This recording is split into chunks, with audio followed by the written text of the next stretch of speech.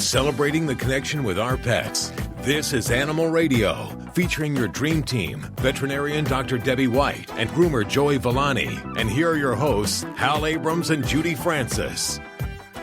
And Judy is screening your calls. If you have a question for Dr. Debbie or for dog father Joey Villani, now is the time to put those fat little fingers or thin little fingers in the phone and call us up with your question. A big show today. We have Bob Viteri. He's the top dog at the American Pet Products Association. And just in case you didn't know, the pet industry, the pet sector, is nearing $60 billion a year. That's tremendous. Wow. I believe that's more than some of the, what do they call it, GF, gross national, I'll have to look that up. Gross domestic product. What she said, baby. I don't know. But let's just go with it, right? So they're going to be on in just a few minutes, Bob Viteri, and he's going to tell us how that breaks down. Where is that money going? Because I didn't know I was spending that much money. Also on the show today, second-generation animal trainer Teresa Ann Miller, and she just finished a film. I know you've seen all kinds of films that she's trained animals in, and we're going to ask her about her career, because that just sounds like a whole lot of fun to train animals for Hollywood. Probably a lot of stress, too. I can't imagine herding all those animals around. They got to perform. I just saw this movie she did, White God. There were 20, 30, 48 dogs in one scene. 100 of them were coming running down the street, and it's it was all real dogs trained to do that. It was amazing. They jumped up on cars. They grabbed purses from people. They just did all kinds of things in this scene. It was just amazing. Was a border collie in the hind end of it, like leading them on? Let's take one for Dr. Debbie. We have Casey on the phone. Hey, Casey. Hi there. What's going on? Well, we have a boxer about 7 years old. We've female. She's been not eating for the last 3 weeks, and we took her to the vet a couple times, and she's had the barium test, and they didn't see anything wrong, and then we finally ended up having surgery this last week, and there was no obstruction and no cancer, but she had a very swollen red stomach, and she's throwing up all the time. Mm-hmm. They got her on metronidazole twice a day. And she's had diarrhea. Today she's got really runny yellow mucus on her nose, and we've been having to puree her food and feed her through a turkey baster lately because she hasn't been eating at all. Wow. Now, so does she have any difficulty swallowing the food, or is it she just has no interest to eat? No interest at all to eat. They did when they did the surgery. The doctor said he had a really red, swollen stomach, and they did a biopsy, but he wasn't sure what it could have been. Interesting. So let's see. So I'm backing up a little bit. So the primary concerns that she was having was not eating, and she was having diarrhea? Yes, that was when we first had the problems. Okay, and then was she vomiting as well? Yeah, she was vomiting pretty much every day. Wow. Okay. Well, I mean, I applaud your veterinarian, because that is sometimes when we have these very extreme cases, and 3 weeks is a long time to not be eating. She must be really kind of just thinning herself out. Yeah, she's lost about 13 pounds. Wow. So, yeah, sometimes an exploratory is exactly what needs to be done. It's just a little disheartening that we didn't get the answers we were hoping for. Sometimes it's kind of an art of finding the right spots to biopsy. Sometimes it's because there's nothing there, and we're really looking for more of a metabolic problem. But, yeah, during an exploratory, I like to biopsy pretty much almost anything I can. So if the stomach looked abnormal, take a piece of that. Small bowel, take a piece of that. And in some cases with boxers, we talk about colon disorders, so even biopsying the colon. That may not have to be done during surgery. It can be done endoscopically. But boxers are a breed that can get some very strange colon diseases. There's a histiocytic ulcerative colitis type problem that they get. And you check the stomach, you're not going to find it. You have to check the colon for that. Well, he was thinking prednisone later if that turned out to be something of like a colitis or anything like that. But Absolutely. And that's exactly what sounds like your veterinarian was thinking of, was this ulcerative colitis. So, yeah, for some dogs, I'll put them on, if we're not going to go any further, going rebiopsying, things like that, sometimes it's worth a round of prednisone. And for the boxers with the ulcerative colitis, some findings actually indicate that there may be an antibiotic responsiveness to some of these pets. So putting them on a specific antibiotic called Baytril or enrofloxacin can be helpful. And it's for just a certain subset of diseases that might be helpful. But that could be something. And I'm sure your vet's already done some extreme dewormings, but fenbendazole is a dewormer that we like to use for chronic diarrhea, GI cases. And then many dogs with chronic diarrhea, I will do a screen for small intestinal bacterial overgrowth. So there's a cobalamin and folate. These are different B vitamins that can be depleted with chronic intestinal disease. So that may not necessarily, it can help diagnose the condition, but it also can give us some direction to help treat. And many dogs with chronic small bowel disease can't absorb these nutrients. So they actually get really low on their B vitamins and can't rebound by just feeding them that. So they have to be replenished by actually injection methods. So that might be something else that we could consider to try to kind of therapeutically help this kid out. Maybe it takes just trying some of these different therapies, and it sounds like you've done a pretty exhaustive workup and trying to help her out here. So my best wishes go to you. I hope she's feeling better and eating soon. I'm sure you're looking forward to those days where she would eat anything and everything off your table. So. Yeah, that's true. She is a beggar.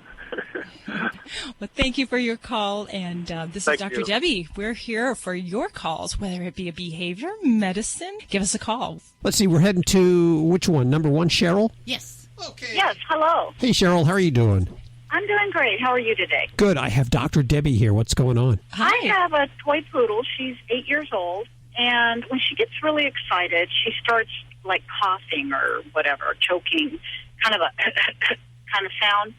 And lately, she's been doing it more and more. Like when she gets excited, she'll just keep coughing and choking. And I don't know if something's wrong, or as they get older, they continue to do that. And sometimes even at night, it's almost like she's snoring or something. She's like while she's sleeping. So is something wrong, or is that normal for toy poodles? Well, it kind of depends. There's a little distinction in this sound that we're going to have to see if we can make, and this can be a little challenging on radio because you can't see me and I can't see you. Now, this sound that she's doing, does it sound like she's about to cough up a hairball, or yes, does it? Actually, when she does it, she has to kind of like choke and like she's dry heaving, like she's going to throw up, but nothing comes out. And then she's okay for a few minutes, and then she gets excited again and starts doing it again. That's how she stops doing it, is after she does that, like, dry heave. Okay, because the questions I'd have is whether we're making a sound kind of like like we're trying to cough something up, or if we have more like what we call the reverse sneezing sound, which is really cool.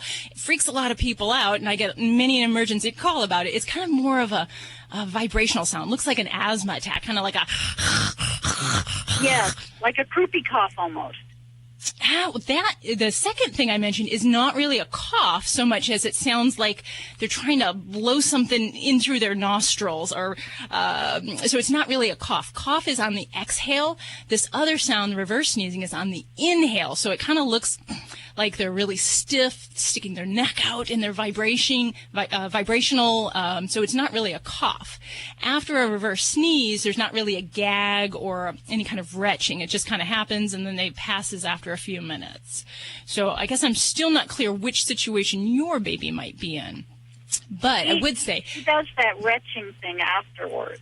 She does. Okay. So I'm going to call your situation more of a kind of a cough with kind of a gag or a retch. So in that situation, in a toy breed dog, it isn't unusual, but I'm not going to call it normal. The difference is because there are some small breed dogs that have problems with their trachea, where they have kind of a weak spot in their trachea and it collapses, and it can easily lead to a coughing bout in these guys.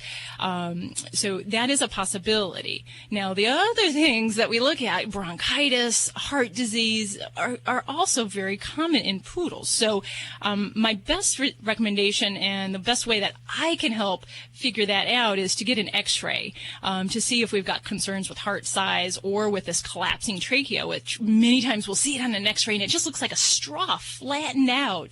When they're sucking in air, it just collapses and they really can't get a good breath of air, and that causes a coughing response as well as other things with time.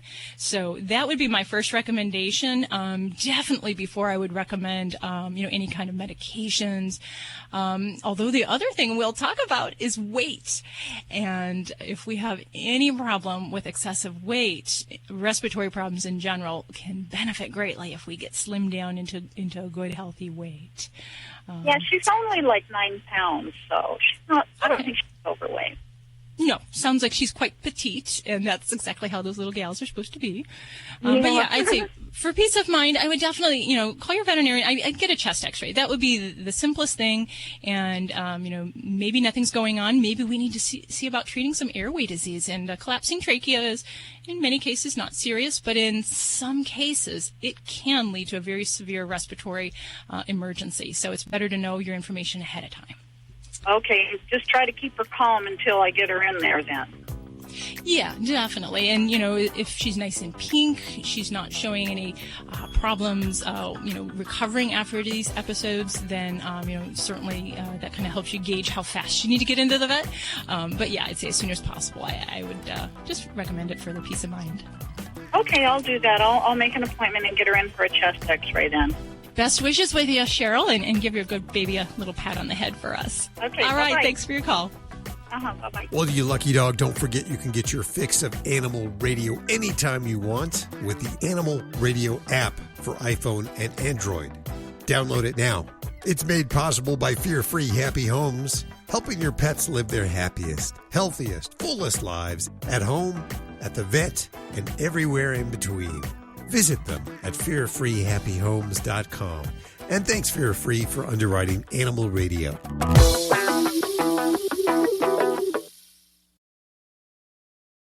Life can be full of risks. One thing you shouldn't take a risk with ever is your family's health insurance. If you're self-employed or you now need affordable health insurance, you need to make this free call right now and see how the Health Insurance Helpline can help you get it. 800-385-6247. 800-385-6247. 800-385-6247. That's 800-385-6247.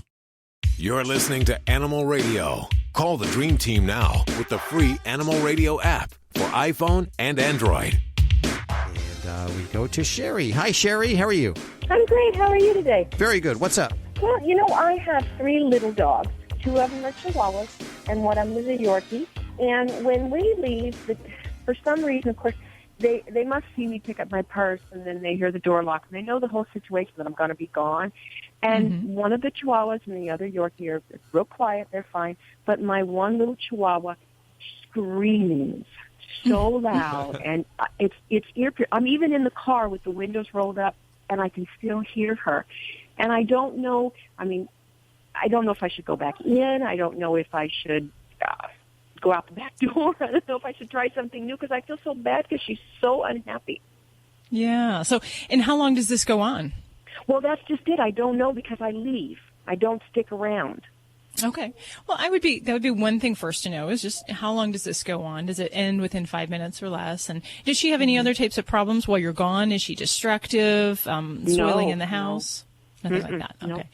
Okay. And so then how do the dogs behave when you come home? Oh, they're just crazy happy. Absolutely crazy happy. Running around in circles, just as happy as they can be. And it's funny because you can be gone for 5 minutes and they have no conception of time. So absolutely. They're just as happy 5 minutes or 3 hours. Okay. All right. Well, how we approach this is going to be a little bit similar to how we handle a dog with separation anxiety. And the difference is a dog with separation anxiety will tend to vocalize, but they can also be destructive. They may house soil. And separation anxiety usually happens shortly, or just those first few minutes after a pet after the person leaves the pet. So you can still have anxiety related to the departure of the favored human that doesn't necessarily classify as true separation anxiety, and that may be kind of where you're fitting with this doggy. So the important things are that we have to be equal in our expectations. So when we come home and we greet our dogs and they jump all over us and we're throwing our arms around them and we're saying, oh, what a good doggy, what a good doggy, you have to remember that when your dogs leave you, they're cued by your behavior to have that same level of energy, enthusiasm for your departure as much as when you greet them. So one of the ways that we help to manage a dog that's over exuberant, barking, aggressive, or being otherwise displaying unfavorable behavior as you're leaving is to make sure that we're kind of tempering down the greeting that we have with our dogs. So keep that in mind. Those first few minutes in the house, you come in, and I actually don't make eye contact. You just say, hey, you just kind of go about your day. You put your purse down. You open the refrigerator, see what you can have for dinner. They may be dancing around, and it hurts. It really hurts being a pet owner and not doing that. That's my favorite part of the day. I know. But this is an important part of how you can expect her to manage to not do the opposite behavior when you're leaving. So kind of keep that in mind. So after 5 minutes, all heck can break loose. Then you can throw out the love, the kisses and all that, but you need to not do that those first 3 to 5 minutes when you enter the house. Okay. Then we work on your departure. And you're correct that a lot of the cues, the purse, putting your jacket on, all that stuff, grabbing the keys, can amp up a dog. And it's the marker to what's going to happen. And they start to react to those simple things. Just like a Pavlovian trained dog they'd ring a bell and the dog would start to salivate because they knew the food was coming right after. So your dogs they're smart. They know what's coming. So the trick is you have 3 dogs. So your departure, we need to train all of them in group. And what we do is we want to teach them a quiet, calm place, kind of a placing behavior. So I do something, I just basically have taught my dogs a pillow command.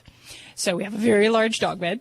And when I say pillow, both of them pop up on the pillow and then they sit there. And then that's when you want to reward that behavior because that's a quiet, calm behavior. You know, if we're vocalizing, that's a different thing. But we want to teach them that this is what you do, and it's a precursor to when mom leaves. Then they sit on that pillow, and you give them something really great. So you give them, you can do Kong toys with a little bit of frozen peanut butter in there so that they have to lick at it, a food dispensing toy, or even something, like a piece of liverwurst or cheese. And it has to be something really great, really yummy, and that's your positive reinforcement for doing that behavior. But you also have to make sure that you do ignore any time that there's attention-seeking behavior, not just when you're leaving, but if there's other times that your dog barks for attention or barks and you respond in some way talking to the dog or, no, don't do that. Don't do that, Buffy. That kind of thing actually reinforces the behavior in a kind of a negative feedback. So this is training the human more than the dogs. Yeah, I bought one of those. They're like it's from First Alert. It's like a button that I push that makes a noise. So when they bark when someone comes to the door, I say no, and then I push the button, and it has trained them to stop barking at everybody that comes up to the door. Not completely, but I mean they're doing better. Yeah, and now, and you can even get better reinforcement with that if you do pair that with once they quiet and they settle, and you do a positive reward. Because I'm not all about negative reinforcement. I do like to give positive reinforcement because that you'll get a much more motivated dog. And I've learned that. I used to be a non-treater, a veterinarian that did not give treats to my dogs. And then I got my dogs into agility, and I learned the power of string cheese. It's an amazing thing. My dogs love cheese. String cheese is amazing. You could tear off little pieces designed for the size of the dog. It is phenomenal. So, but yeah, so I changed my tune, and I'm a veterinarian that treats for positive reinforcement, but not just for the sake of treating. And the other thing is for dogs that have these kind of behaviors, to reassert and to teach them independent behaviors is very important, because sometimes a fearful dog that's not confident will tend to have some more vocalizing or kind of begging behaviors, demonstrating for attention. I love string cheese. You could train me to do just about anything with string cheese. You're listening to Animal Radio. Call the Dream Team now with the free Animal Radio app for iPhone and Android.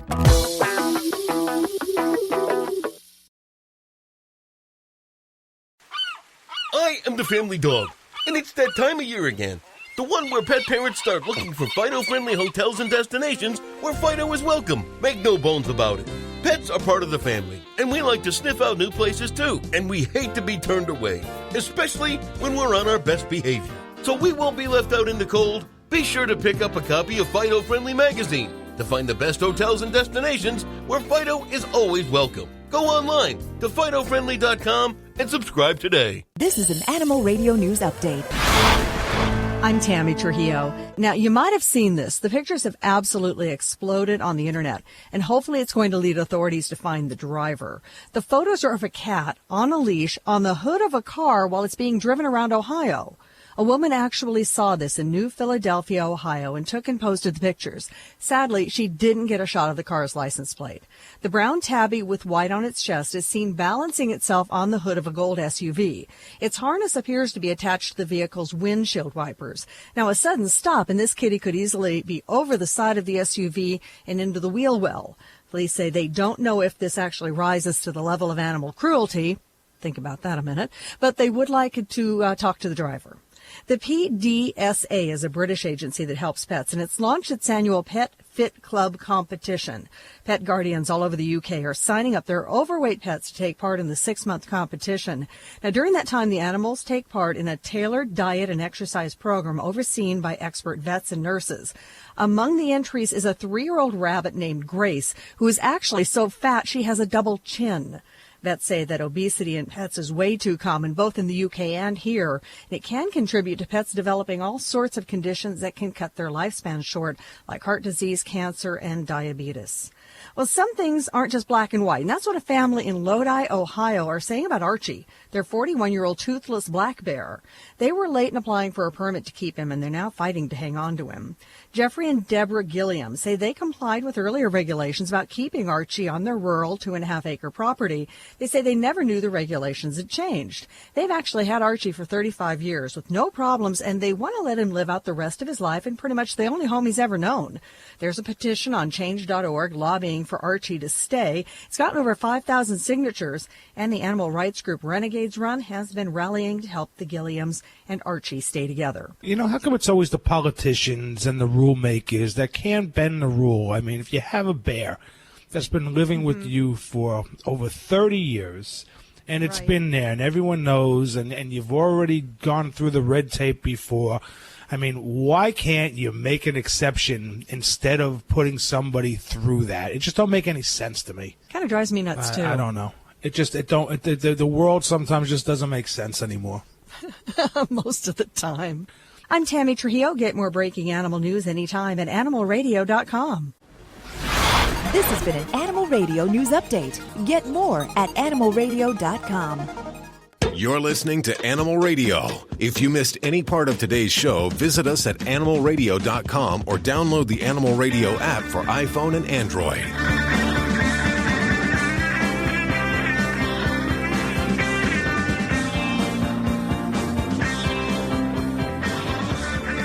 We'll head back to the phones in just a second right here at Animal Radio, but it's Hero time. And we welcome to the airwaves David Hendrickson. Hi, David. How are you doing? Good. Thank you for having me. Tell us a little bit about William and how you met William, your Chihuahua. Yeah, so I met William 5 years ago while I was volunteering at a shelter, and he was being brought in after being poisoned through his mother by an abuser. And Wait. Being poisoned how? He was, the abuser was poisoning his mother, who was then eating her puppies, so her puppies were poisoned. It was a weird case, and they didn't know much about him, and it was him and another dog survived out of the litter of 8 puppies. Wow. And when they brought William in, they, said he probably wasn't going to make it very long. And we just connected, and I said, well, I'll bring him home and give him the last couple of days of his life. And now, almost 5 years later, we created Hendrick & Co. together, and he's healthier than ever and has helped me raise almost $700,000 for charity. Okay, so let's talk about this a little bit. Hendrick & Company, what is it? What kind of company is it? So Hendrick & Company is an apparel line. We have all kinds of items like tees, hoodies, tanks, and we have accessories too. So like women's bags, totes, necklaces, and we even have a dog collection. So leash, collar, and we even have a little bracelet that matches the dog's leash and collar. So we got a lot of really cool items. And what, you give a percentage of what you make to the animals or to the foundation, or how does this work? So Hendrick & Co. works by supporting a network of nonprofits. Within our giving network, we support over 450 charities across the nation in every state, and Canada, Asia, and soon Africa. So basically, the way that it works is a customer can come to our site and purchase an item, and with every order that they purchase, with every shirt, we give a $10 donation. So these are items that are not only quality and really cute and fun things, but they also trigger a huge donation for our network of nonprofits, and that's how we've been able to raise almost $700,000 for charity. Are these all animal-related nonprofits? Yes, these are all animal-related nonprofits. They're all private rescues, so we don't support any national organization. So this is really, I created Hendrick & Co. for one reason, and that was support the local nonprofits who are really the heroes. These are the people who have full-time jobs, have dedicated their whole life to saving animals, and rarely get the credit or support. And that's exactly why we started Hendrick & Co. I got to jump in here, David. This is Tammy, because David is the champion in my book of understatement. Okay, he truly is. I've known David for a while now, and the animals, David, that you take care of, these are not just animals that need a home. These are some of the most severely injured and abused animals I think I've ever seen in my life. These are animals that a lot of people would give up on, that these small grassroots rescues take on and say, we are going to fight for this dog.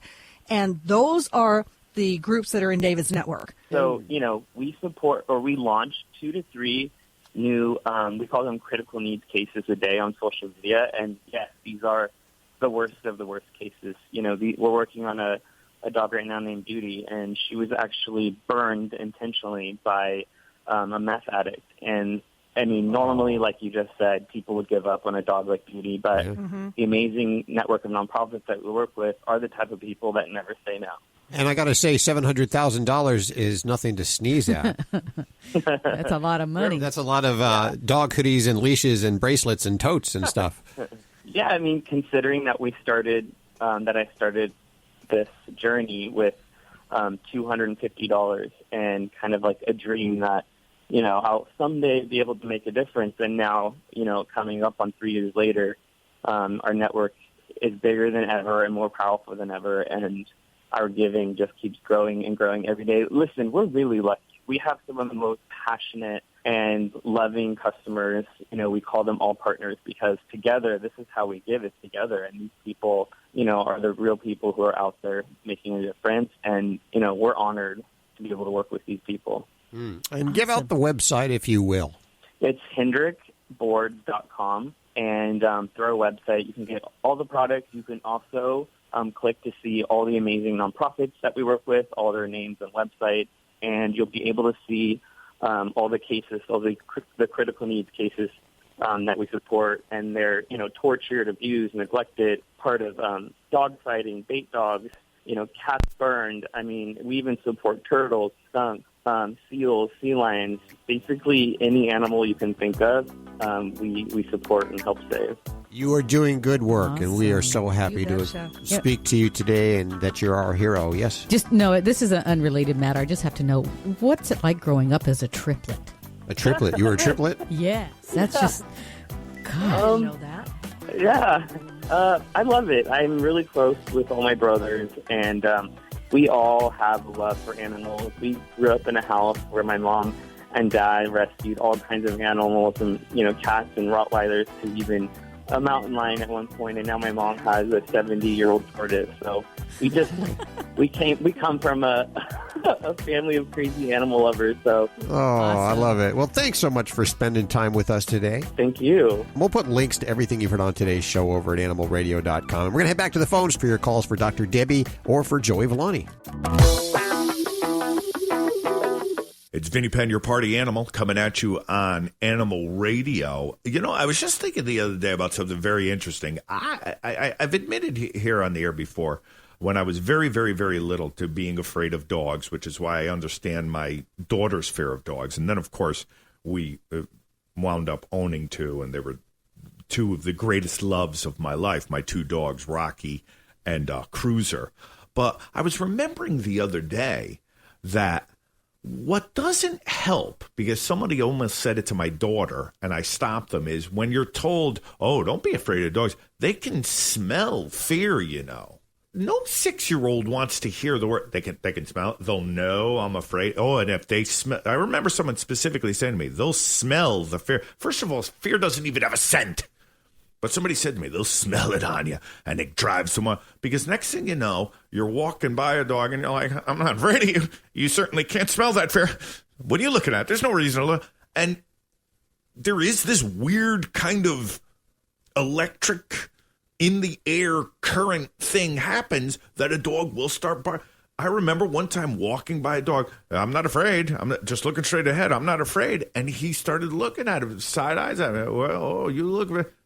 You're walking like a young boy who's afraid of me. And now I'm going to give you something to be afraid of. What is it with they can smell the fear thing? I don't even understand that. And if that were the case, wouldn't dogs just be beefing with skunks? Wouldn't it just be something out of West Side Story? The dogs and the skunks rather than the Jets and the Sharks? Don't tell little kids that dogs can smell the fear. That is Vinnie Penn's mantra on this week's Party Animal. Thousands of authors across the country have written books and published them with Page Publishing. If you've written a book, they can help you through the process, cut through the confusion of the publishing world to make it easy for you. If they decide to publish your book, your work ends, theirs begins. From copy editing and proofing to typesetting and book cover art. Plus, get your book printed, distributed, and sold on Amazon, Apple Books, Barnes & Noble, and in bookstores across the country. They even help promote your book. Biography, self-help, mystery, novels, sci-fi, or even a children's book. No matter what genre, Page Publishing can bring your book to life. And don't forget to ask about audiobooks. We do all of this for you. Call today for your free writer's guide packed with tips, tricks, and templates to help you finish what you started. 800-215-6815. 800-215-6815. 800-215-6815. That's 800-215-6815. You're listening to Animal Radio. If you missed any part of today's show, visit us at animalradio.com or download the Animal Radio app for iPhone and Android. We have Teresa Ann Miller on the phone with us. She is a second-generation animal trainer, and I've actually seen some of the work that you've done. Phenomenal. You're working with so many different animals and so many at a time. You were brought up, I guess, doing this. Was it dad, mom? Who was doing this before you? It was my father. My father started back with Beverly Hillbillies and Petticoat Junction, Green Acres, and eventually had his own business where he did shows such as Cujo and White Dog and, Beethoven and Dracula's Dog, just a bunch of movies, and I used to go with him and learn from him. What a cool way to grow up. Yeah. Yeah. It was the favorite house on the neighborhood. You were always, why? Because you were always training animals over there?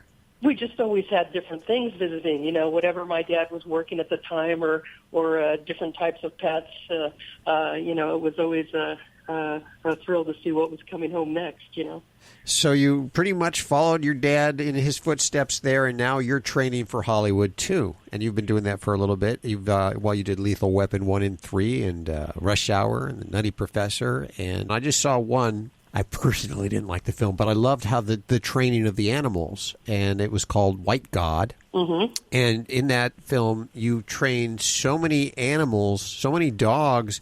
How do you get them all to be in sync? And in this film, I got to say, they don't use any CGI. Explain what that is. There's no computer-generated graphics or anything, images, whatever that is. These are the actual animals that you've trained. How do you get them all in sync and to work together? With a lot of help.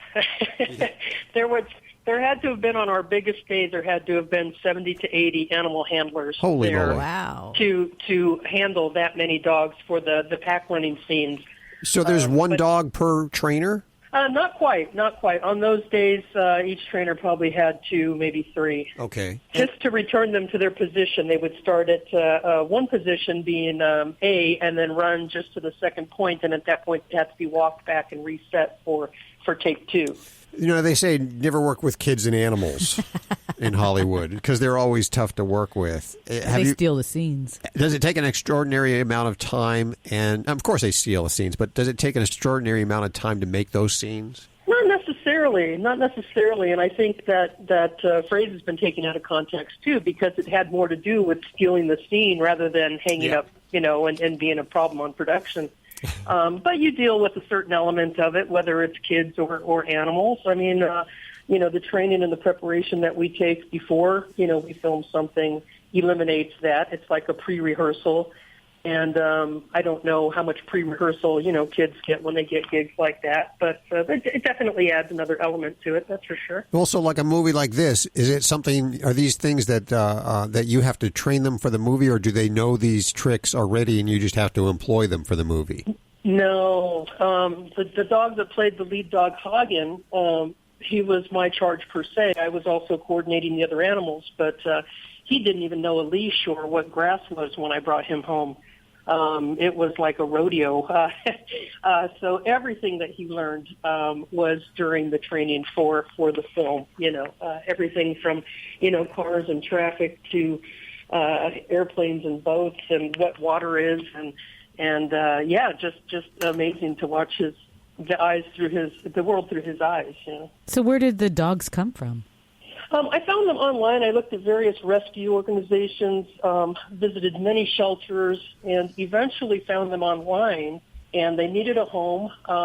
It was an accidental breeding that the family had, and they lived in a very small house and couldn't afford to keep 5 big dogs in their house, And so the reason it caught my eye is because there was a picture of the 2 brothers side by side, and they were like twins, and that was exactly what I was looking for. To play the role of Hagen. So with the other dogs, were they homeless too?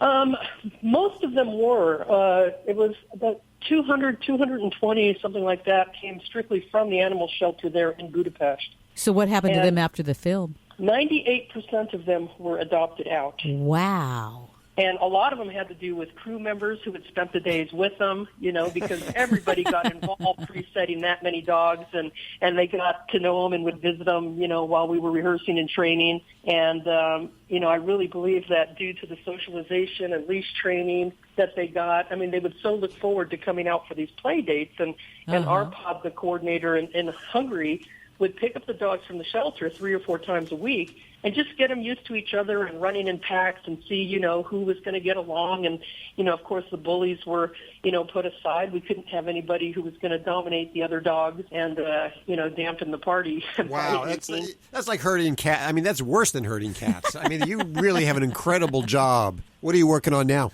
Right now, there might be a project that I have going overseas, working with dogs again and some additional other animals.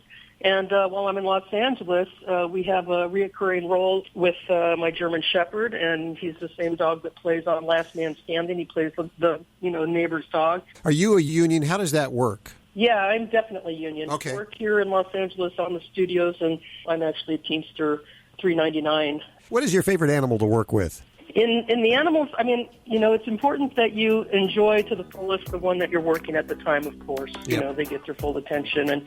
But I think what I've enjoyed the most is learning about working with pigs. Really? Because it's so rewarding and they're so comical.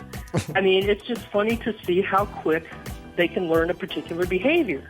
And I think because it's so unexpected generally, that's what makes it so fun to work, Nothing gives you the return love and relationship and respect that a dog does. There is no other animal that has that need to be bonding with humans.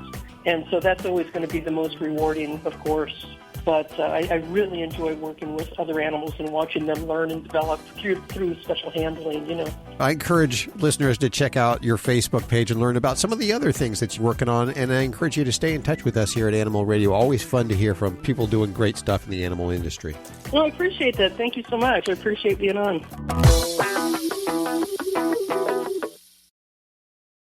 Thousands of authors across the country have written books and published them with Page Publishing. If you've written a book, they can help you through the process, cut through the confusion of the publishing world to make it easy for you. If they decide to publish your book, your work ends, theirs begins. From copy editing and proofing to typesetting and book cover art. Plus, get your book printed, distributed, and sold on Amazon, Apple Books, Barnes & Noble, and in bookstores across the country. They even help promote your book. Biography, self-help, mystery, novels, sci-fi, or even a children's book. No matter what genre, Page Publishing can bring your book to life. And don't forget to ask about audiobooks. We do all of this for you. Call today for your free writer's guide packed with tips, tricks, and templates to help you finish what you started. 800-215-6815. 800-215-6815. 800-215-6815. That's 800-215-6815. Celebrating the connection with our pets. This is Animal Radio, featuring your dream team, veterinarian Dr. Debbie White and groomer Joey Villani. And here are your hosts, Hal Abrams and Judy Francis. We're here for you. Love to hear from you on this beautiful weekend. We have Bill on line 3. Hi, Bill. How are you doing? Pretty good. Where are you calling from today? My call. New York. New York. Yep. Okay. What's going on with your animal? I have Dr. Debbie right here. Yeah, doctor. I have a 3-year-old English Springer, and she's getting a habit of eating dung. Eating dog dung or other animal dung? Yeah, dog's dung. I have another animal, or another dog, too, and she, they play together and stay in the pen, and I let them out, and they'll run around, and my Springer will start that habit, which I was wondering how to break that. Mm-hmm.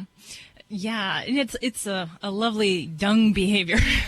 So yeah, and if we're being confined in now, is this a dog like a kennel, like a fenced-in kennel, or a crate? Like a crate kennel. Okay, alrighty. As far as, and I'm taking it that she's only eating the other dog's poop, or is she eating her own as well? I don't know. I try to keep them cleaned up, and I know she's eating stuff out there, and she comes in and just dung breath, so I know that she's doing that. Okay, yeah. Well, I mean, the reasons for why dogs do this, the honest truth is we have a lot of theories, but nobody really knows the absolute certain cause. A lot of times we kind of look back at how puppies are, when they develop and when they're with mom, the mother dog actually licks their urogenital area, so they ingest their feces and their urine. And some people feel that this can be kind of a mimicked behavior that just kind of sets in a pattern, and then they just don't kind of get out of. Other times, we talk about the fat or the protein content in the stool, and some dogs are really attracted to things like rabbit poop, feces, different animal feces, because there's different compounds, enzymes, proteins in there that may be somewhat attractive. And it's crazy to think that poop tastes good, but you know what? It really does to some animals. So in some ways, when you have a positive reinforcement for a behavior, it's hard to stop it because they just enjoy it. Now, some of the things we need to do when we have a doggy that is eating poop is, one, we need to take away the opportunity where they can get into that. So that means we have to pick up that poop as soon as it is passed. We don't want to leave that stool left out in their environment where they can get around that and ingest it. The second thing is that we want to not make a big deal about it when you do catch them in the act. And just like a kid that smacks around his brother or sister for attention so he gets his parents to yell at him, dogs will eat poop because they love to hear us yell, scream, throw things. Stop it, stop it, stop it. And that actually, again, is a positive reward for that behavior because they just got you off the couch and they just got your attention, and now you're paying attention to them. So you want to make sure that you don't react to that way, but to give them some kind of alternate thing to do. So if a dog is trying to pick up stool, a squeaky toy, a tennis ball, something you can throw in the other way that is going to get their attention, divert them from the stool. Do not make a big deal out of it. Do not try to discipline them, make them hold the stool in their mouth or say bad dog. That's not going to help at all. And then also we want to look at just, keeping these guys from being bored and anxious. So when they do come out of the kennel, we got to divert that activity and energy, get them running, get them doing something so that they don't turn, look, see that stool right there and like, okay, that's a great plaything. Yeah. I'm going to go for that. Yeah. So it's kind of a combination of all these things. And, you can do some of the things where people will put cayenne pepper on the poop and so forth. But I think the time you spend walking around with that little Tabasco bottle, dressing those the piles of poop, you might as well work on avoidance and keeping that stool out of the environment. So, yeah. And there, definitely some people will say, use MSG, add it to the poop or add it to the dog that is passing the poop. And there's a lot of deterrents that they sell on the market. So those things can help, but by themselves, they won't solve this. You kind of got to get at the heart of all of these behaviors and get the dog a job, something to do, and then really, keep the opportunity to a minimum. Yeah, it's too bad they can't clean it up themselves, but... Hey, I like that idea. It's just that opposable thumb thing. They can't quite get that scooper going. All right. Well, thanks for your help, Doctor. Thanks, Bill, for your call. I believe we have one more call for you, Doc. Oh, really? Corey, how are you doing? I'm fine, thank you. How about yourself? Very good. Where are you? Where do you live? L.A. How can we help you with your animals today? Okay, I have an 8-year-old Havanese, and I've noticed that he keeps on bumping into the furniture in the house, and he has some discharge on his eye. Mm-hmm. So I'm afraid he's losing his sight, or I don't know what it is. Yeah. And this is something I take it just come on real suddenly? Yes. Okay. All righty. Well, definitely this would be a situation where I would start with seeing a veterinarian and having a good eye exam done. And there's a couple basic things that we like to look at if we're worried about a vision deterioration in a pet. Uh-huh. So there's what I kind of call, there's a trio of basic tests that we do with the eyes. One, we check the pressure in the eye. It's a test called tonometry. Another one is a test of tear function, evaluating to see if we've got adequate tear function, and it's called a Schirmer's test. And then another test that we typically will do is a corneal stain, and that's to check for kind of abrasions, ulcerations, things like that. But adding into that, when we have a pet that has a vision problem, we need to do a retinal exam. So look at the back part of the eye. And how much does it cost? Well, it'll depend a bit on whether this is done through your general practice or through an ophthalmologist. And there are some different steps here. Now, the thing that I would definitely consider in a Havanese, that's a breed where we definitely do have some different tendencies for eye problems. Oh, really? Yeah, so one is that we can have certain types of cataracts that form, and in fact, it's pretty inherent in the breed. So cataracts are little kind of white opacities that form in the lens of the eye. Some never affect vision, and we can see them if we're looking. And then there are another kind of category. That thing, that like an opaque thing on his eye. Yeah. So that would be the number one thing I would have evaluated. So some of those, some dogs, some Havanese will have them and they never cause a problem, but there are those that will go on to diminish their vision and they can go blind. So what I often will do is I'll do some of the basic evaluations with the eye here in my office. And then if I'm suspicious we're going to have cataracts and need to deal with that, that's when I will refer to a board certified veterinary ophthalmologist. Well, and those do you know one in the area in LA? Because you're kind of far. Oh, certainly, yeah, and I'm sure there are certainly ophthalmologists in your area, and we can always kind of just check online at the veterinary ophthalmology, kind of check the board certified listings, and we'll find one in your area. Okay, great. But that is why, because they're the ones that are going to do potentially surgery, see if that's the case, and if we're going to be a candidate for surgery. There are also, I mentioned, there's some retinal problems we can see in these guys, so some types of degeneration of the retina, and that usually does does have to have some of the special equipment that the ophthalmologists are going to have to really determine that. But I would say if you're starting to notice symptoms, this is definitely the time to get that evaluated, because we want to intervene sooner than later. Because we may have less options if we wait until things get more established, or that we can't evaluate the back of that eye. Yeah, I can tell money's a situation, and you're kind of worried about that. But I would imagine that if you pin this down now, it might actually save you some money in the long run. So yeah, and knowing what you're up against is really, I think, the biggest hurdle. There's so much uncertainty when you don't know what's going on with your pet. You worry, your pet picks up on that. So once you're armed with that information, and if something like surgery isn't an option and we find out we have cataracts, then there's going to be the lifestyle adjustments, things that we're going to need to do and that you're going to need to become aware of so that we can best prepare you and your pet for that. Okay. I feel sad already. Don't feel sad. Let's just go find out what's wrong first, okay? And I love this dog. Oh, and you know what? I can tell. And the dog is so lucky to have you. I can tell that. Do me a favor, Corey.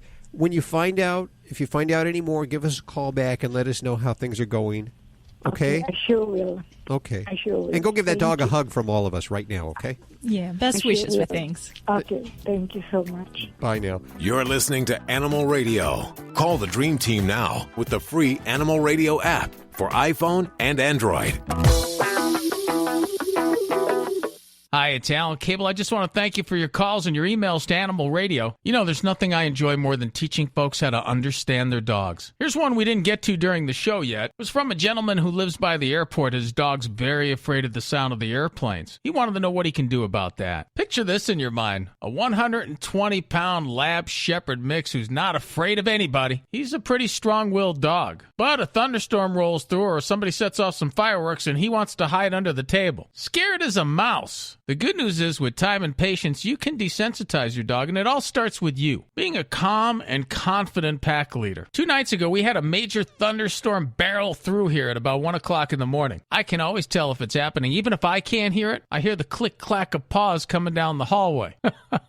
He's not supposed to come down there. The first thing is, even though he's breaking the rules, you can't get mad at him because he's scared. You don't want to punish him for being afraid. He can't help it. So I took my dog outside on a leash, and I just stood there, all mellow, calm, and relaxed. Pretty much not paying any attention to him until he laid down. Then I pet him. After about 30 minutes of that, I brought him inside. I still knew he wouldn't stay in the kitchen where he's supposed to. So I stood there side by side with him too. And after about 20 minutes, he laid down. I told him what a good dog he was, pet him. And then I always say, good dogs always get a treat. Yeah, I say it like that. So I mixed an egg in with his dog food. The storm was still going on, but he kind of got distracted by the dog food. And he got rewarded for staying calm during it. Plus, my calm energy told him there was nothing to really worry about. After he was done eating, I told him he was a good dog, stay, and went back to bed. If he hadn't have stayed, I'd have come out and done it again. It takes patience. And this is only the second time I've worked with him through a thunderstorm. But he stayed put, thunder, lightning, and all. Remember, dogs feed off your energy. If you're a nervous wreck, your dog's going to think there's something to be nervous about. And if you're calm, that energy rubs off too. So remember, be calm, be patient, and be persistent. And you can teach your dog there's nothing to be afraid of. Life can be full of risks. One thing you shouldn't take a risk with ever is your family's health insurance. If you're self-employed or you now need affordable health insurance, you need to make this free call right now and see how the Health Insurance Helpline can help you get it. 800-385-6247. 800-385-6247. 800-385-6247. That's 800-385-6247. You're listening to Animal Radio. Call the Dream Team now with the free Animal Radio app for iPhone and Android. Coming up this hour, we're going to talk to Bob Viteri. He's the president and CEO of the American Pet Products Association. He knows how much you spend on your animals, and he's going to tell us, because you might be surprised. Let's see. I know how much. Yeah, well, I know it's a lot. A lot. It is. Yeah. More than you would even fathom or imagine. Mm-hmm. But, well, we love our animals. Now, 30 years ago, we would have never spent this kind of money on our animals. No, there wasn't enough stuff out there to spend that kind of money on. Yeah, That's right. The dogs were in the backyard in a doghouse. That was what you spent your money on. And you thought you were a good pet owner by doing that. You did. Hey, John, how are you doing? I'm good. How are you guys doing? Very good. Where are you? I'm in Oklahoma. Oklahoma. Oklahoma. What's going on? It's fine day in Oklahoma. A fine day in Oklahoma. That's actually their motto, isn't it? It's a fine day in Oklahoma. Well, most of the time when it's not snowing. Oh, yeah. You got pets? You got animals?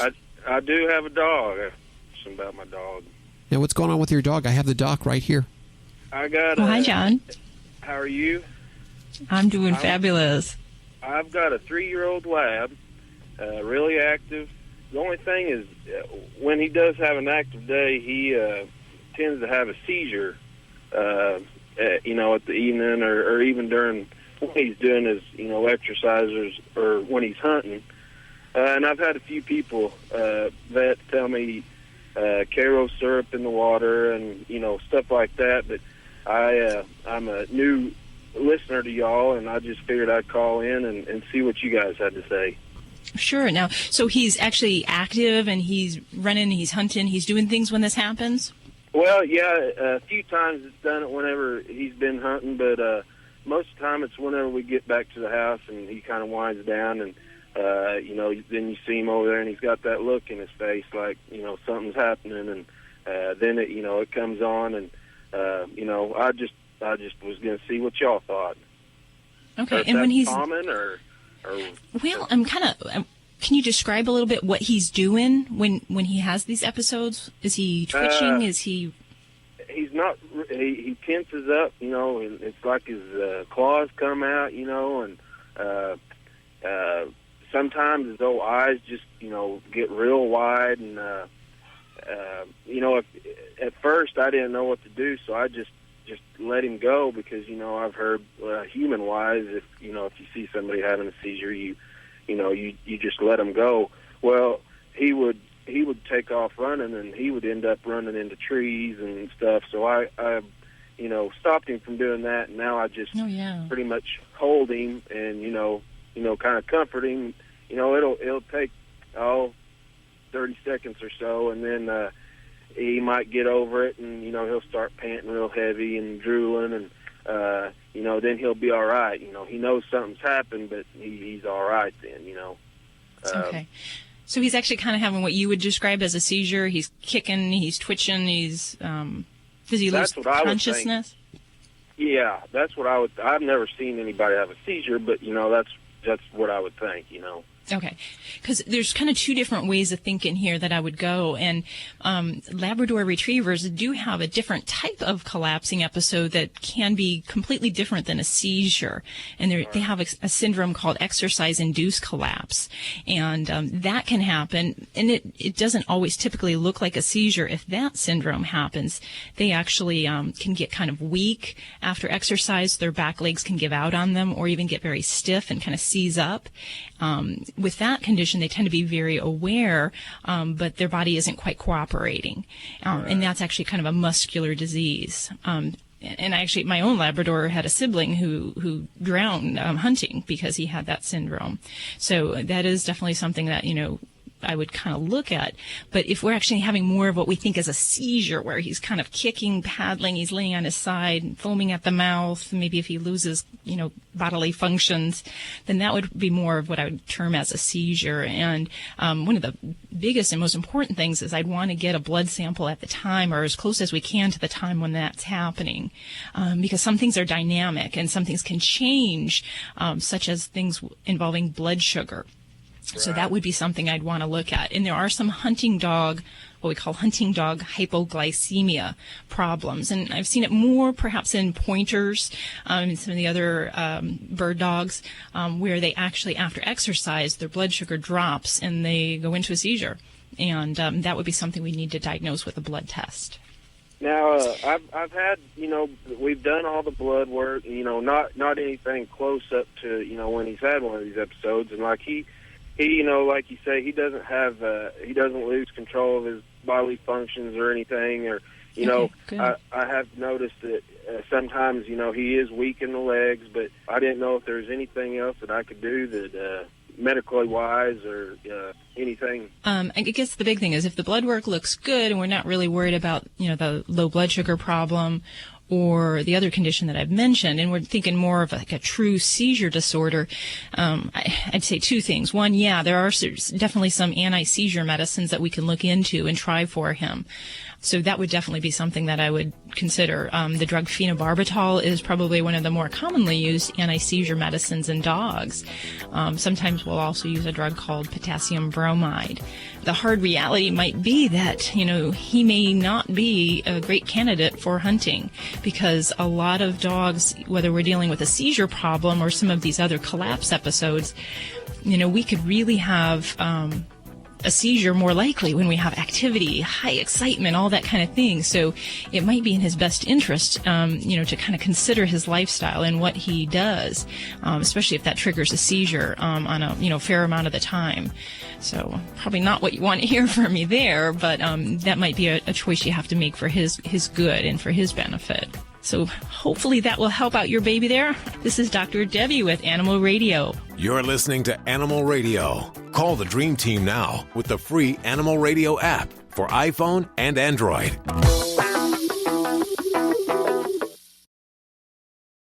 Life can be full of risks. One thing you shouldn't take a risk with ever is your family's health insurance. If you're self-employed or you now need affordable health insurance, you need to make this free call right now and see how the Health Insurance Helpline can help you get it. 800-385-6247. 800-385-6247. 800-385-6247. That's 800-385-6247. This is an Animal Radio News Update. I'm Tammy Trujillo. Ferrets, they're going to continue to be unwelcome in New York City. Health officials decided not to overturn a decades-long ban on ferrets. It's been considering lifting the ban for ferrets as long as they were vaccinated for rabies, but no go. A recent poll showed that New Yorkers were kind of split over legalizing ferrets as pets. 39% agreed they should be allowed and 42% were opposed. Utah's police department is the latest to add a program to its police academy to teach cadets how to deal with pet dogs. This program is being championed by Sean Kendall, whose Weimaraner Geist was shot and killed by a police officer last year after the officer came into the dog's backyard looking for a lost child. Kendall started promoting the education to prevent another dog from losing its life. The program was designed in conjunction with the Humane Society of Utah to teach officers how to interpret dog behavior, what to do when they encounter aggressive dogs, and alternatives using force or less lethal self-defense responses. Now, I didn't know about this, and I'm wondering why I didn't. It turns out that many well-known restaurants have secret menus that cater to pooches. Now, you do need to make sure that your pet can handle some humanish food before you order for them at the drive-thru, though. For example, Starbucks will serve up a cup of Puppuccinno. It's a small cup filled with whipped cream for your pup. Now, just like with you and that Frappuccino, there's a lot of sugar in it and fat, so you don't want to order one every single day. Dairy Queen's Pup Cup is a little bit of vanilla soft serve topped with a doggy treat. Lazy Dog Cafe lives up to its name with a special rice plate that includes a cut-up piece of beef. And if you're on the West Coast, there, of course, is In-N-Out. It has a secret menu for people, and you can also order your dog a Pup Patty. That's a plain, unseasoned burger patty with no salt. And you can sit in the outdoor patio area at Johnny Rockets. You can get a cut-up burger patty and water for your dog. See, I never knew this existed. Now we've told everybody. Hey, why do you think that they're secret menus? Why do you think that they just don't publicize it? I don't know. It's like In-N-Out has had that secret people menu out here for years. And I know that menu. I love it. You know the menu. Yeah, you know everything. Animalize your burgers and fries, man. It's about 45,000 calories of special sauce and fried onions and all kinds of good stuff. Now we learn a lot on this show. Isn't this cool? You shed some light on the world for me today, Tammy. I'm Tammy Trujillo. Get more breaking animal news anytime at animalradio.com. This has been an Animal Radio News Update. Get more at animalradio.com. You're listening to Animal Radio. If you missed any part of today's show, visit us at animalradio.com or download the Animal Radio app for iPhone and Android.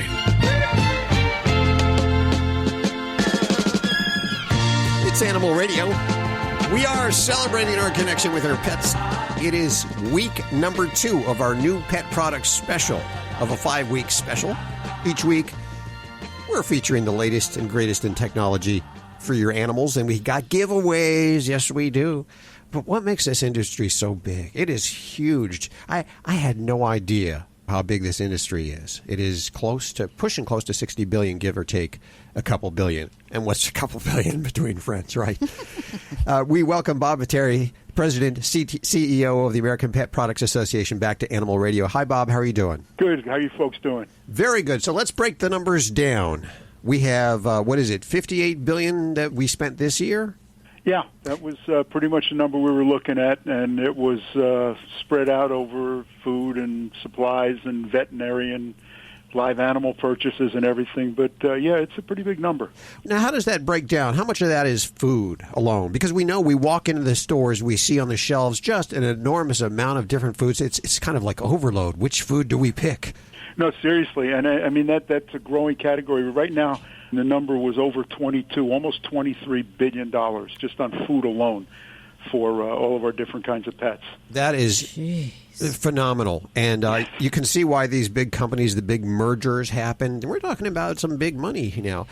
Dr. Debbie, you came to me before the show and you said, I just want you to know it's not the veterinarians that are making the money.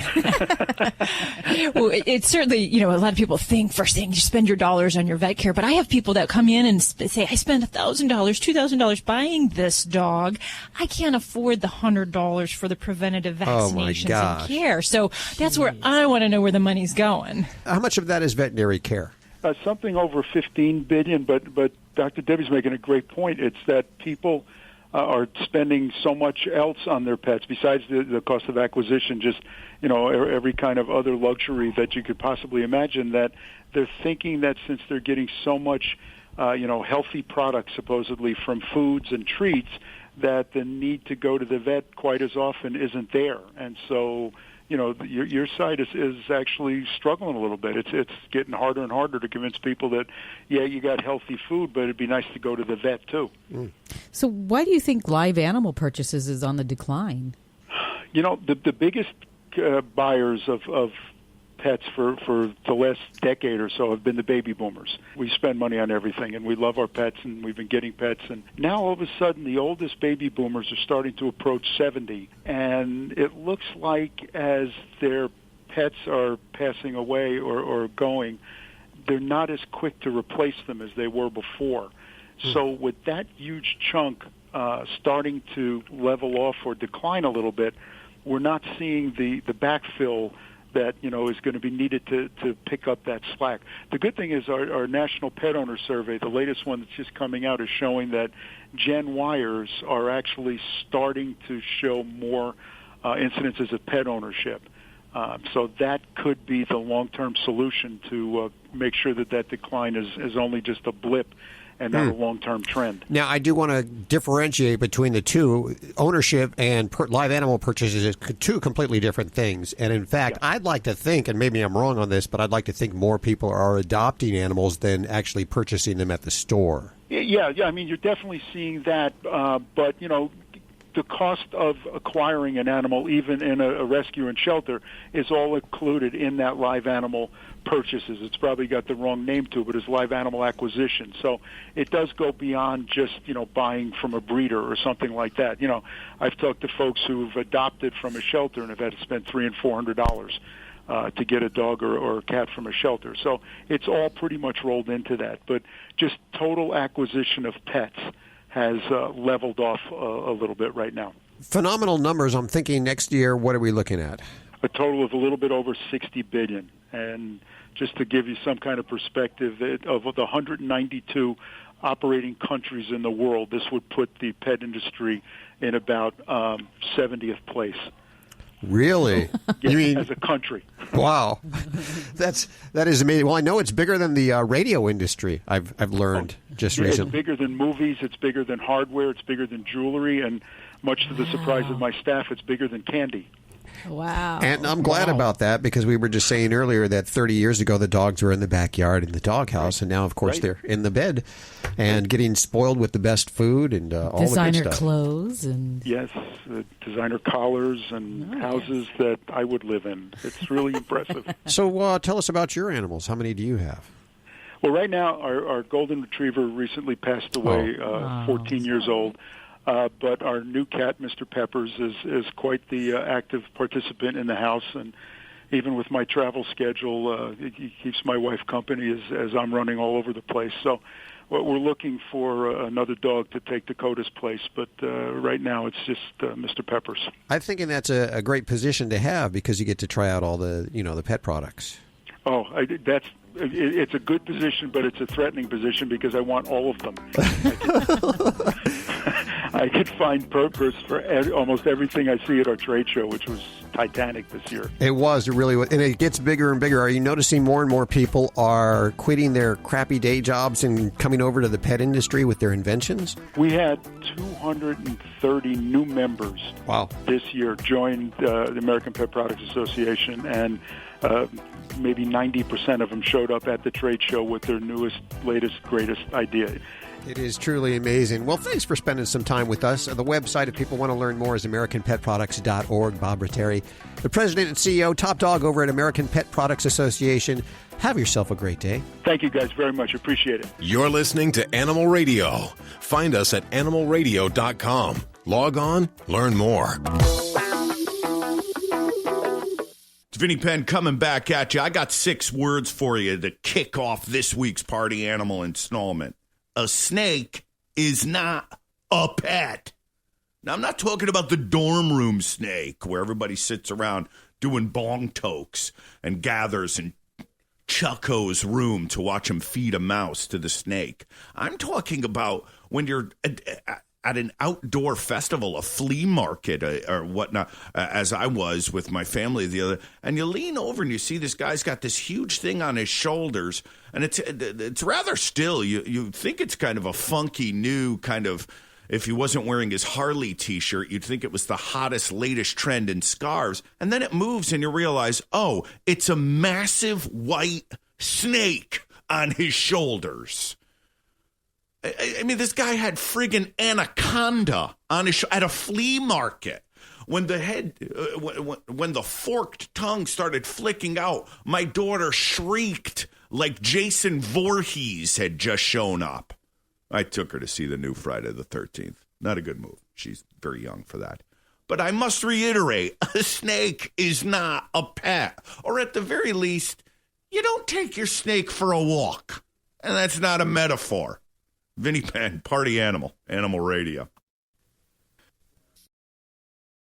Thousands of authors across the country have written books and published them with Page Publishing. If you've written a book, they can help you through the process, cut through the confusion of the publishing world to make it easy for you. If they decide to publish your book, your work ends, theirs begins. From copy editing and proofing to typesetting and book cover art. Plus, get your book printed, distributed, and sold on Amazon, Apple Books, Barnes & Noble, and in bookstores across the country. They even help promote your book. Biography, self-help, mystery, novels, sci-fi, or even a children's book. No matter what genre, Page Publishing can bring your book to life. And don't forget to ask about audiobooks. We do all of this for you. Call today for your free writer's guide packed with tips, tricks, and templates to help you finish what you started. 800-215-6815. 800-215-6815. 800-215-6815. That's 800-215-6815. You're listening to Animal Radio. If you missed any part of today's show, visit us at animalradio.com or download the Animal Radio app for iPhone and Android. It's Animal Radio, and it is week 2 of our new pet product special. We're going to give out some of everything we talk about through the next 4 more weeks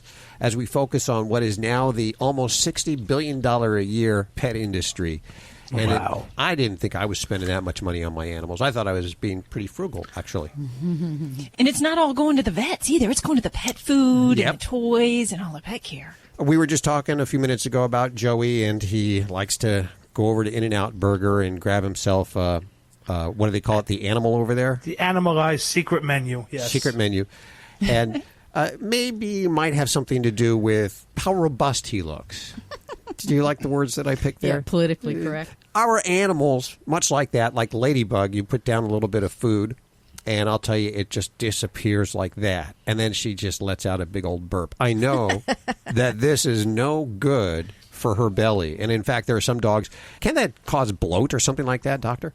GDV is the easy name for bloat. And yeah, it's a real killer. About 30% of all dogs that get bloat die because you can't get them to the vet quick enough. You've got about 40 minutes in which to save their lives. And so if you live further than 40 minutes from your nearest veterinarian, it's a serious, worrying issue. We are with Dr. Roger Mugford. We're across the pond. It is late in the evening right now. And you just finished dinner, is that correct? I'm just in from a great Italian restaurant. Why do I like Italian food? Why? Well, because it tastes good, but it's also, you can relax with your friends, and it's been a 2-hour meal and washed down with good wine. Do I sound that way? And they're slow eaters, Italians at least. So if you go to Italy, Italians aren't fat. When they get to America, they become fat. Why is that? Because, A, the nature of the food, and also because in America, we're all in a hurry. We all have to eat our food really quickly. Yep. And exactly the same rules apply for healthy living in people as in dogs. And the Italian way is a great inspiration for us with this new way of feeding dogs. Well, you've come up with a great item now. It's called the Green Interactive Feeder, and it is our number 2 product of our new pet product special. I'm going to let you describe what it is. And if you could do it color, picture, the whole play-by-play, Doctor. Okay, well, it's inspired actually by somebody in Denmark who was regularly feeding her dogs by scattering food on the grass, just like you scatter grain on the ground, corn on the ground to feed your chickens. I'm sure you all do that, listeners. And that's what we do over in Europe. We're very backward, And so because her Labrador just gorged itself on all the food that was in a regular dog bowl. And so by making it difficult, the dog gets to be healthier and, of course, enjoy and savor the taste of each little morsel of food. And that's the secret behind the green feeder. And that's why it's been designed to look like rather large blades of grass. And the dog has to furrow and sniff and lick in between these big blades of grass to get out the pieces of food. And the food could be, as most people do, feed kibble, dry food. But it could be wet food from a can. It could be barf or raw food, which I'm very much in favor of. And a meal that might take my Labrador about 20, 30 seconds takes him anything up to 20 minutes because he has to work so hard at it. Now, it's not too crazy hard. It's not like you're going to starve your animal. It's not a puzzle, but it just makes the food less accessible. Yeah. So it takes just a little more time to get to it so that they slow down and they enjoy their meal. Well, if 20 billion of those dollars are what people spend on their pet food, yes. Then the pet food and the technology behind those pet food manufacturers is wholly directed at making the food really palatable, really tasty. And it's a complete waste of effort with my Labrador or most of your beagles and breeds that are known to be gluttons because it's been and gone so quickly. And the green feed is a way of making them enjoy and savor their food as we should. But it also has this really big health message as well. And in nature, dogs, wolves would have to be out hunting for 6-10 hours a day, in the hours of daylight. And it's hard work bringing down a caribou on your own, even with your friends if you're a hunting wolf. But we make it so easy for our pets, and they're still wired up as wolves. We've not changed anything about the way they basically think about food, which is always, this could be the last meal I'll ever going to eat. And if I don't eat more and more and more today, then I could be starving tomorrow, because that's the way dogs and many wild animals have to think. I have one of these at home for my dogs, and I've used it for both my Bouvier and my little terrier, and it's been really interesting to see how they approach it differently. And I think, and one thing maybe in my fault is I have the same feeder for both. Where my Bouvier, it takes her some time, she's working it. It kind of helps to dispel boredom when I take them to the vet office. So, they're hanging out in my office, chilling, and it gives them something to do. But little boss has got this tiny little nose, and he works right in between those big blades of grass, and he can ferret them out very quickly. So I think you have various sizes, and maybe I need a small one for him. We do make a little one for little dogs, but actually the big one will fix all sizes and works across all sizes. And they're all coloured, guess what, green, because that seems appropriate. Well, it's supposed to be like grass. right? Yeah, that's right. There are other slow feeders in the market, I have to say. There are other ways. I won't give any brand names. This is different. This is different. It's classy. It lasts forever. The dogs can't chew it up, which they can with some others. You can drop it and it won't smash. You can put it in your dishwasher, and it's just a big animal welfare benefit. It's an investment that will last, the lifetime of your dog. It's the most unusual looking thing. When I first got it, to look at it, I was like, what are these guys coming up? Across the pond, they're just maybe a little too, I don't know.